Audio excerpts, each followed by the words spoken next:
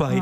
Avec vous, Eva, c'est l'heure du zapping de lendemain. Vous avez déjà tout vu, donc vous savez quels seront les moments forts sur nos écrans ce soir. Quel thème avez-vous choisi ? Les arabesques, une esthétique du mouvement, des courbes, des formes à découvrir dans 3 documentaires ce soir sur la chaîne Ushuaïa.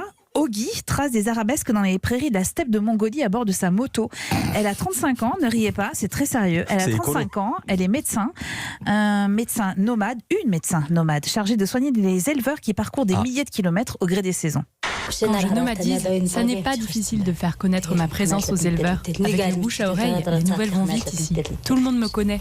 Documentaire absolument sublime sur cette femme et son mode de vie, un mode de vie qui est remis en cause avec le réchauffement climatique. Les prairies se raréfient au moment où les troupeaux, eux, sont de plus en plus importants. Et Oggy de regretter en fait le système communiste quand le nombre de bêtes était encore limité par éleveurs. Et bien sûr, Arte, elle aussi, a aimé le système communiste. Portrait d'une immense championne du patinage artistique, Katharina Witt. En échange de ses arabesques sur la glace, elle a bénéficié du soutien du parti en RFA, mais alors à quel prix ? Surveillée. En RDA. RDA, bien sûr. Merci Philippe. Surveillée par la Stasi depuis son plus jeune âge, elle s'est imaginé des scénarios avant chaque compétition. C'était évidemment complètement absurde, mais j'en venais à penser, si ça se solde par une défaite, ils vont me mettre en prison. C'est du grand n'importe quoi. Mais à bien y réfléchir, ça m'a peut-être quand même aidé. J'ai fini par me dire, il n'y a pas d'autre issue que de continuer à avancer et de rapporter une victoire à mon pays. Et avant même la chute du mur entre la RFA et la RDA, donc Katharina Witt devient une star aux États-Unis. Elle multiplie les shows, les tournées et écoutez bien, elle tombe sur Donald Trump. Il est venu vers moi et il m'a dit « Vous êtes la première femme à qui j'ai donné mon numéro de téléphone et qui ne m'a jamais appelé. » Et je lui ai répondu, avec mon insolence habituelle et encore sous l'effet de l'adrénaline, il faut bien que quelqu'un commence.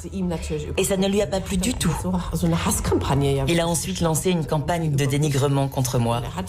Il m'a aussi consacré 3 ou 4 pages de son livre où il revient sur l'incident, où il explique qu'il n'était pas attiré par moi, que j'ai un physique de joueur de foot, ce genre de choses.